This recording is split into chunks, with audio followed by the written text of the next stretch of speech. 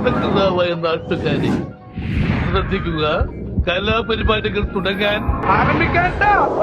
ഊരിപ്പിടിച്ച വടിവാളുകൾക്കിടയിലൂടെയും വാരിക്കുന്തമനുകളുടെ ഇടയിലൂടെയും തെല്ലും കൂസാതെ നടന്ന ആ ആശാന്റെ ഉത്തമ ശിഷ്യന് അല്പം മസില് പിടുത്തം കൂടുതലാ. പക്ഷേ 26-ാം തീയതി ആ മുഖത്ത് ഒരു പുഞ്ചിരി ഉണ്ടായിരുന്നു കേട്ടോ. പറഞ്ഞു വരുന്നത് നമ്മുടെ KN ബാലഗോപാലിനെ കുറിച്ചാണ്.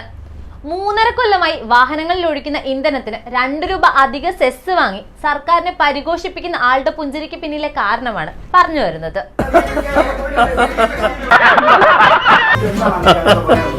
അയ്യോ, ഈ ചിരിയല്ല, ഇത് കൊലച്ചിരി, പുഞ്ചിരി.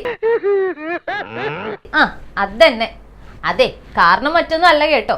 25-ാം തീയതി നമ്മുടെ കേരളീയർ വാങ്ങിക്കൂട്ടിയ മദ്യക്കുപ്പിയുടെ കണക്ക് തന്നെ ലക്ഷവും കടന്ന് കോടികളുടെ വരുമാനമാണേ ഖജനാവിലേക്ക് മദ്യം വക വീണത്. പുകവലിയും മദ്യപാനവും ആരോഗ്യത്തിന് ഹാനികരം. 152.06 കോടി 24-ാം തീയതി മാത്രം വന്നു. മദ്യപാനമാണോടോ മദ്യപാനം.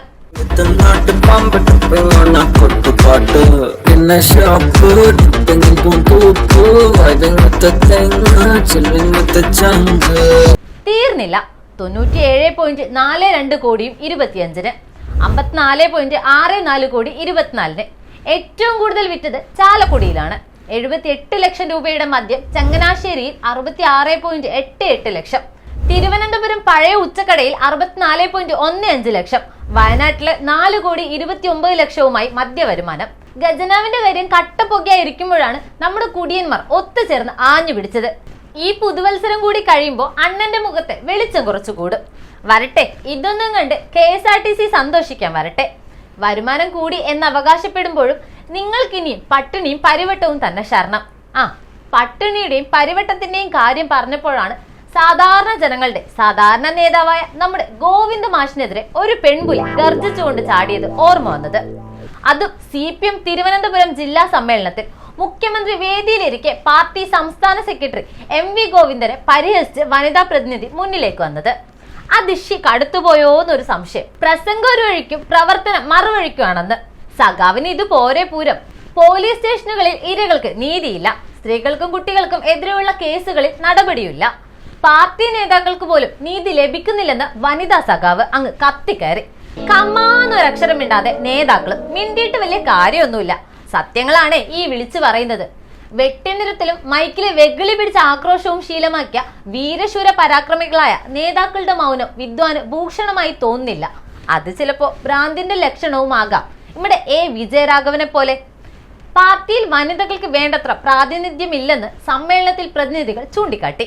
വനിതാ സഖാവ് നിർത്തിയിട്ടില്ല കേട്ടോ. വനിതകളെ പാർട്ടി പദവികളിൽ തഴയുന്നു. നിശ്ചിത പാർട്ടി പദവികളിൽ സ്ത്രീകളെ പരിഗണിക്കണമെന്ന് സർക്കുലർ ഇറക്കാനുള്ള ആർജവം ഉണ്ടോ എന്ന ചോദ്യവും പോയി. മാഷിന്റെ കയ്യിൽ നിന്ന് എല്ലാം പോയി. പാർട്ടിക്കുള്ളിൽ നിന്ന് തന്നെ ഇത്തരം ചോദ്യങ്ങൾ ഉയരുമ്പോൾ പേടിക്കണം. ആ പേടിയുടെ കെട്ടിറങ്ങുമ്പോഴേക്കും ദാ വരുന്നു നമ്മുടെ മോദിജിയുടെ പ്രസംഗം.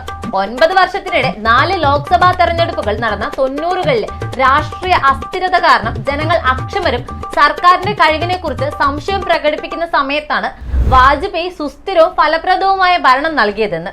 എന്താ കഥ അല്ല. ഒരു സംശയം, അസ്ഥിരത എന്നും സുസ്ഥിരത എന്നൊക്കെയുള്ള വാക്കുകൾ ഉപയോഗിക്കുമ്പോൾ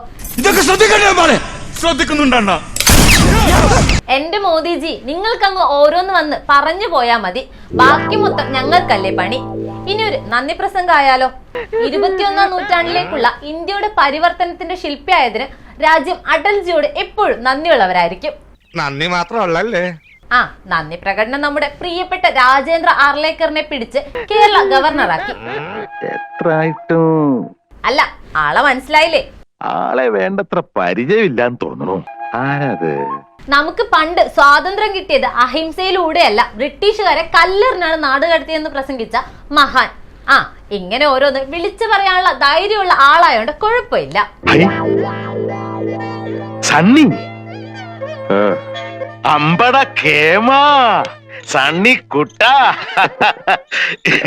ഈ ഗവർണർ വരുന്നു എന്ന് കേട്ടപ്പോ നമ്മുടെ ഗോവിന്ദ മാഷിന് ചെറിയൊരു പേടി.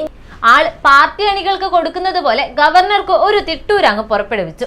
അല്ല, ആശാന് മാത്രമല്ല, ഇരട്ടച്ചങ്കരും പേടി തുടങ്ങിയോന്ന് ലാടന്മാർ നാട്ടിൽ പറഞ്ഞ് നടക്കുന്നത്. നമ്മളെ ആരിഫ് മുഹമ്മദ് ഖാൻ കൊടുത്ത പണിയേക്കാൾ വലുത് ഈ വരുന്ന ആള് കൊടുക്കുമോ എന്ന പേടിയുണ്ടേ.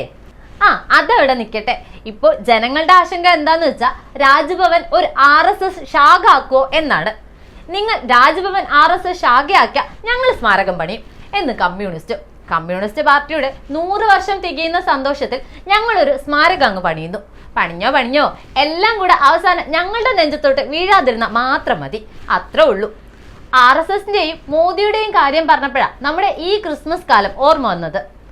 അസഹിഷ്ണുക്കളായ സംഘപരിവാർ സംഘടനയിലെ ചിലർ പുൽക്കൂട് തകർത്തും കരോള് സംഘത്തെ ആക്രമിച്ചും സ്കൂളിലെ ക്രിസ്മസ് ആഘോഷങ്ങളിൽ ആക്രമണം അഴിച്ചുവിട്ടും മോദിയും BJPയും ഭരണത്തിൽ സഹായിക്കാൻ ഇറങ്ങി പുറപ്പെട്ടത് ഓർമ്മ വന്നത്. അതിനെ മറയ്ക്കാനോ മോദിയുടെ വഴിഞ്ഞൊഴുകുന്ന ന്യൂനപക്ഷ സ്നേഹം എന്ന് സംശയം, അതോ തൃശൂർ അങ്ങ് എടുത്തു തന്ന ആളെ സഹായിച്ചതിനുള്ള മതപ്രേരണമോ? എന്നാൽ മോദിയുടെ അടുക്കളയിൽ അത്താഴമുണ്ട് ഏമ്പക്കും വിട്ട് ഒരു ബിഷപ്പ് കണക്കിനങ്ങ് കൊടുത്തു. തൃശൂർ ഭദ്രസനാധിപൻ യൂഹന്നോൻ മാർ മിൽത്യോസ് ആണ് കൊടുത്തത്. ഈ രാജ്യത്ത് സവർണ ഹിന്ദുക്കളല്ലാതെ മറ്റാരും പാടില്ലെന്ന സംഘപരിവാർ അജണ്ടയുടെ ഭാഗമാണിതെന്ന് അവിടെ തലോടലും ഇവിടെ തല്ലു എന്ന് പറഞ്ഞു. എന്താ അല്ലേ, തൃശൂരിലെ മേയർക്കെതിരെ സുനിൽകുമാർ പറഞ്ഞത് കേട്ടില്ലായിരുന്നോ? BJPയുടെ കേക്ക് കഴിച്ചൂന്ന്. ചോറിവിടെയും കൂറവിടെയുമാണ് മേയർക്ക് എന്നാണ് സുനിൽകുമാറിന്റെ ഭാഷ്യം.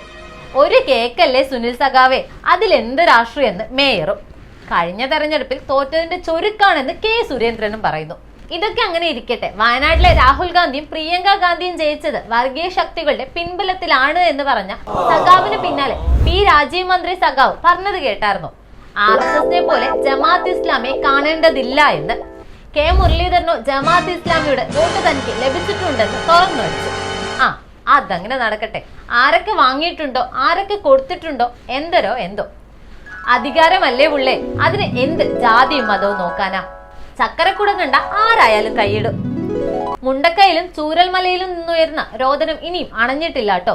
കേരളം തയ്യാറാക്കിയ കരട് പട്ടികയെ ചൊല്ലി മേപ്പടിയിൽ ഉയർന്ന കേട്ട പ്രതിഷേധങ്ങൾ അവരുടെ രോദനം തന്നെയായിരുന്നു. ഇപ്പോഴിതാ ഹൈക്കോടതിയുടെ ഇടപെടൽ നിമിത്തം ടൗൺഷിപ്പിന് ഭൂമി ഏറ്റെടുക്കൽ നടപടിയുമായി സർക്കാരിന് മുന്നോട്ടു പോകാം. തർക്കങ്ങളില്ലാതെ നഷ്ടപരിഹാരം നൽകണമെന്നാണ് കോടതി പറഞ്ഞത്. പുനരധിവാസം ഇനി വൈകില്ല എന്ന് K രാജനും പറഞ്ഞിട്ടുണ്ട്. കാത്തിരുന്ന് കാണാല്ലേ. ചൂരൽമലയിലും മുണ്ടക്കയിലും ഇനി എന്നൊതിക്കും ക്രിസ്മസ് നക്ഷത്രങ്ങൾ? പാവങ്ങൾ.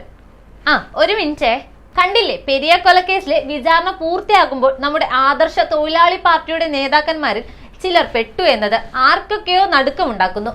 സർക്കാർ കുറെ കളി കളിച്ചു. CPMന്റെ രക്തദാഹമാണ് ഇത് വെളിവാക്കുന്നത് എന്ന് കോൺഗ്രസ്. 1 കോടി രൂപയാണ് ഖജനാവിൽ നിന്നും കേസ് അട്ടിമറിക്കാൻ ചെലവഴിച്ചത്. അത് ഖജനാവിലേക്ക് തിരിച്ചടക്കണമെന്നാണ് VD സതീശൻ ആവശ്യപ്പെട്ടിട്ടുള്ളത്. കഴിഞ്ഞ ദിവസം വീണ് പരിക്ക് പറ്റിയ MLA ഉമാ തോമസിന്റെ വീഴ്ചയിൽ വേദനിക്കുമ്പോഴും ആ പരിപാടി സംഘടിപ്പിച്ചതിൽ വൻ തെറ്റിദ്ധാരണയും സുരക്ഷാ വീഴ്ചയും സംഭവിച്ചിട്ടുണ്ട് എന്നാണ് പുറത്തുവരുന്ന വിവരങ്ങൾ. ഗിന്നസ് തട്ടിപ്പ് എന്ന പേരിലാണ് ഇപ്പോൾ ഈ സംഭവം അറിയപ്പെടുന്നത്. എന്തായാലും ഇതിന്റെ സംഘാടകരുടെ പേരിൽ കേസ് എടുത്തിട്ടുണ്ട്. 2024 നഷ്ടങ്ങൾ പലതാണ് നമുക്ക്. കലാ സാംസ്കാരിക രാഷ്ട്രീയ മേഖലയിലെ വീക്ഷണശാലികളായ ലെജൻഡുകൾ നമുക്കിതാ നഷ്ടമായി. ഡിസംബറിലെ നഷ്ടമായി എഴുത്തിന്റെ പെരുന്തച്ഛനും യാത്രയായി. പ്രണാമം പ്രിയ MT വാസുദേവൻ നായർ. പ്രണാമം മുൻ പ്രധാനമന്ത്രി ഡോക്ടർ മൻമോഹൻ സിംഗ്. ഈ ആഴ്ച നഷ്ടങ്ങൾക്കിടയിലൂടെയാണെങ്കിലും അടുത്ത ആഴ്ച ശുഭപ്രതീക്ഷയോടെ പുതിയ വർഷത്തിന്റെ ആശംസകളോടെ ബ്ലിങ്ക് തുടരും. കൂടുതൽ വാർത്തകൾക്കും വിശേഷങ്ങൾക്കുമായി ഞങ്ങളുടെ channel like, share and subscribe ചെയ്യുക. ഞങ്ങളുടെ വാർത്തകൾ ഉടനടി നിങ്ങളിലേക്ക് എത്തുവാൻ സബ്സ്ക്രൈബ് ബട്ടണിലെ ബെല്ലൈക്കൺ കൂടി എനേബിൾ ചെയ്യുക. ഞങ്ങൾ അങ്ങ് ഇറങ്ങട്ടെ. ആയിക്കോട്ടെ, സന്തോഷായി. സബ്സ്ക്രൈബ് ചെയ്തേക്കണേ. പൊന്നു മോനെ.